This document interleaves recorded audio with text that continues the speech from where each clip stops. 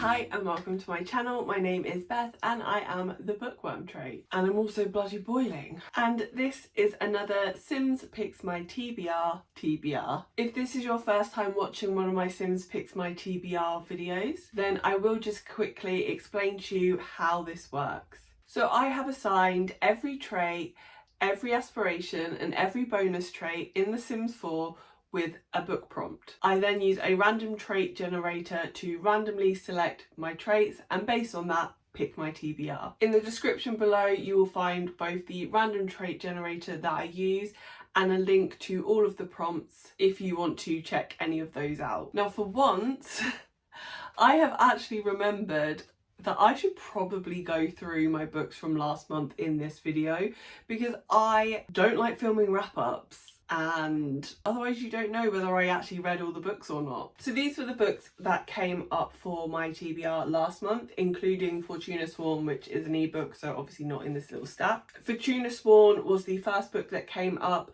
That was to fit the prompt vegetarian to read an indie book. I'm currently around 50-60% of the way through that, so I hope to finish that before the end of the month. I still have a couple of days left. I am filming this a bit early. The second book that came up was Vicious. This was for the prompt Good, a reread. I have not started this book yet, but I'm hoping to read the majority of it over the weekend and still have it done before the end of the month. The next book that came up was Wicked As You Wish, and this was for the prompt Clumsy, to read the lowest rated book on your TBR. And I DNF'd this book around 50% of the way through, although I was enjoying it and I do think it's a good book. It's just not my kind of story. I was not interested in it. I think this is good for younger YA readers and people who enjoy middle grade. I don't enjoy middle grade books, well, apart from a few of the great, like the Nevermore series, but this just really wasn't for me, despite all the great fairy tale and mythology references in it. The next book was The Binding, and this was to read the first book that I saw on Instagram that I already owned and hadn't read. I wasn't particularly looking forward to reading this book, but I ended up giving it 3 stars. There were things that I really liked about it, such as the characters and the overall plot as well, but sadly the historical setting just wasn't really for me. And the last book was Ninth House. This was for the prompt Gregarious, to read a hyped book. I really enjoyed Ninth House. I gave it 4 stars.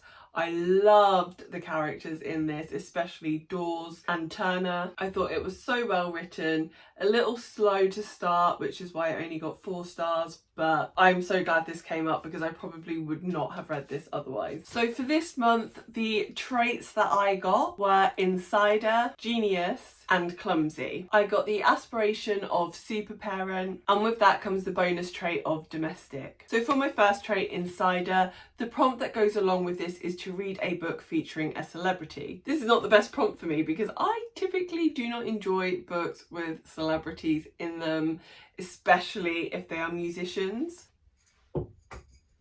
My earring just fell out. But I do love books that look at writing and libraries and books and that kind of stuff. So for this prompt I will be reading Or What You Will by Jo Walton. The celebrity in this book is an author. She is a very well-renowned and popular author, and she is reaching the end of her life. I think she is like 75. I could just check. She's 73. She knows that she won't live forever because she's human and that's what happens to us. This author, Sylvia, has a favourite character that she has written in many roles in many different stories. This character kind of lives in her brain and speaks to her, and he thinks he has found a way for both Sylvia and him to survive beyond her mortal life. I think this sounds so good. This is one of my 5-star predictions for releases for this year. I will link that video if you want to go back and see it. I haven't been too lucky with the books from that video.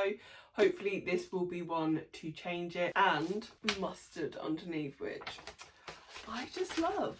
The next prompt that came up was Genius, and for this I need to read a book by a favourite author. Now I wasn't quite sure who I wanted to pick as my favourite author for this.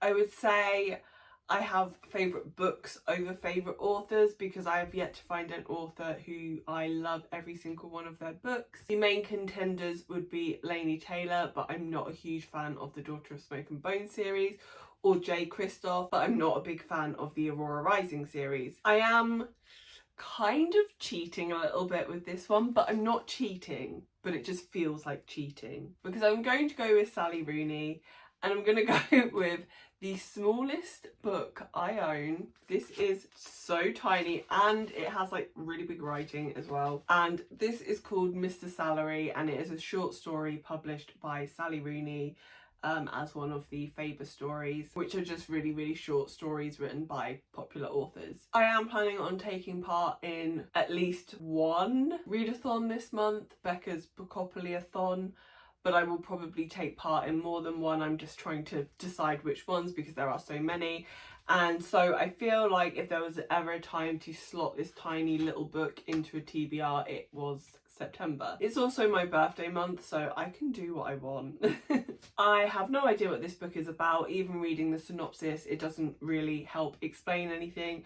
I just know that it is about a girl called Suki, and it is a love story in the vein that Sally Rooney's books are, just really depressing love stories that don't have happy endings. But I'm still sure that I will enjoy this. As I said, I think Sally Rooney might actually be my favourite author because I've loved both of her books, and this is the only other thing that I was able to find that she's published. So if I like this too, which is a short story, and I don't typically like short stories, but if I like this too, then I can without a doubt say that Sally Rooney is my favourite author. So the next prompt that came up was a prompt that I had last month, which is weird because this is the second time in a row that this has happened. I had vegetarian 2 months in a row, and I've now had clumsy 2 months in a row. I would prefer it to be vegetarian again because clumsy is to read the lowest rated book on my TBR. I was quite happy with the book that I got last month, Wicked As You Wish, but I did end up DNFing it because I didn't really like it. And if I'm honest, I'm pretty concerned about the book that I have for this month because it was a book I pretty much decided I was never going to read.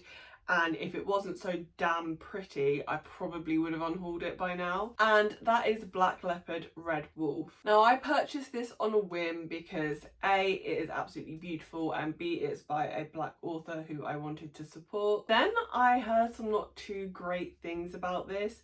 I've heard that this book has quite a lot of triggers in it, and I believe one of them is for animal sacrifice or animal cruelty, which is something that I can be a little bit sensitive to. It depends how graphic it is and the animal involved. If it's a cat, I'm probably gonna DNF it because I'm a crazy cat lady and don't fuck with cats. Same if it's a dog, like I'm also going to be upset. If it's like a goat, well, goats are actually the devil, so I can probably live with that. If it's like a rabbit or a mouse, I might be okay with that too. This is also high fantasy. I believe it's based on African mythology rather than Western mythology, which is one of the reasons why I bought this, because I think it was not long after I read Children of Blood and Bone, and I was very disappointed with Children of Blood and Bone, and I wanted good African mythology. I don't want that anymore. I don't not that I don't want like African mythology, I just don't want high fantasy. So this book is about a tracker named Tracker and he has been sent out with a group of other people to hunt down a mysterious boy, and on the way they are set upon by a lot of dangerous creatures and things like that, which leads them to believe that they have maybe not been told the whole truth about what they have been sent out to find. I'm hoping I can find an audiobook for this because I've got to be honest, I don't think I will read it. I think I'll just DNF it because it's big and it's gonna probably take a little while to get going, but I'll try. I will try, guys. I will try to read this book. And if you're wondering why I think this book is so beautiful, if you just couldn't tell from like how actually stunning it is, look, is this not the most beautiful naked book that you have ever seen? Like, so my aspiration was super parent, and the prompt tied to this is to read a book with positive family themes. There's family in a lot of books, but I feel like if the family is mentioned, it's almost always negatively. Like, it's almost always about a bad relationship between sisters or mother and daughter. And I wanted to read something with good rep in it. So the book that I've gone for, I don't know if I would necessarily describe it as good rep. So well done, Beth, not following your own rules. But as I said, it's my birthday month. I can do what I want. And I have gone for the book Stop in the Name of Pants, which is number 8, I believe, in the Confessions of Georgia Nicholson series, which is the Angus Songs and Full Frontal Snogging / Perfect Snogging series. So the reason that I have picked this book to fulfill this prompt is because I only have 2 books left in the series, and I really want to finish it now because I started this series last year. There are a lot of books, but they are very short. Plus I'm listening to the audiobooks, which are like 4 hours long. The Confessions of Georgia Nicholson series isn't necessarily about family. It's really just about a teenage girl growing up and her experiences with school, with romantic relationships, with friendships, but her family are also part of that as well. And I would say that her relationship with her family is very normal. She gets annoyed at them in a very real way that teenagers do, gets very embarrassed by them in a very real way that teenagers do. Her family are very flamboyant and very eccentric, as is Georgia, so you can see like where she gets her personality from with them. I just really like the family in this series. I don't know if maybe they just remind me a bit of my family because we're all a bit nuts.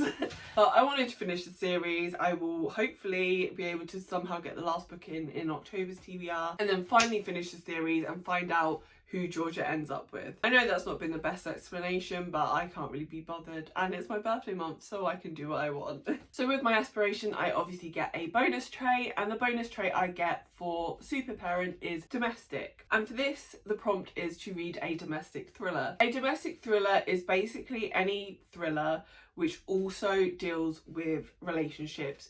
Again, this could be husband and wife, mother and daughter, brothers, sisters. It could even be friends. So if you think about the film or the book A Simple Favour, this is a domestic thriller, but it looks at the relationship between 2 best friends. There is also family relationships in there as well. I believe that this is my favourite type of thriller, but I haven't really read many thrillers, so I don't know. It's definitely my favourite genre of thriller for thrillers that I watch on telly. I don't want to say thriller anymore. And for this, I have gone with a book that, again, I think is absolutely stunning, and this is Blood Orange. Now, I think with thrillers, it's best to go in with as little knowledge as possible, so my explanation of this book is going to be quite brief. But Blood Orange is about a lawyer who is covering her first murder case, but it also looks at her relationship with her family as well as the person who she is representing, their relationship with their family.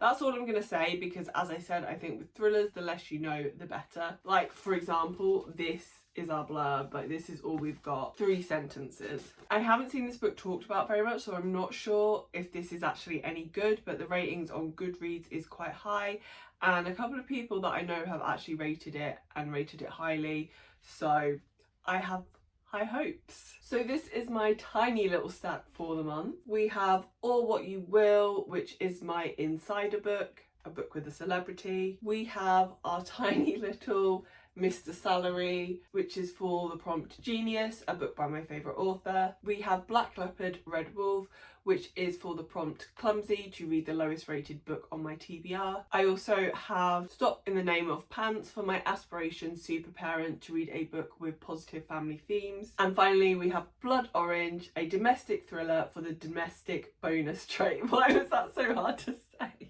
And finally, we have Blood Orange, my domestic thriller for the domestic bonus trait. So those are all my books for this month from my Sims Picks My TBR. I will also be posting a TBR video for Bookopolython, which I think will be coming tomorrow. And I will likely post TBRs for any other readathons that I decide to take part in this month. So if you've watched this video all the way through, then please leave me your favourite love heart emoji in the comments below to let me know. And if you've read any of these books, or if you've got any recommendations, then please let me know that too. Please don't forget to like and subscribe if you'd like to see more videos from me, and hopefully you'll come back and see me soon. Bye!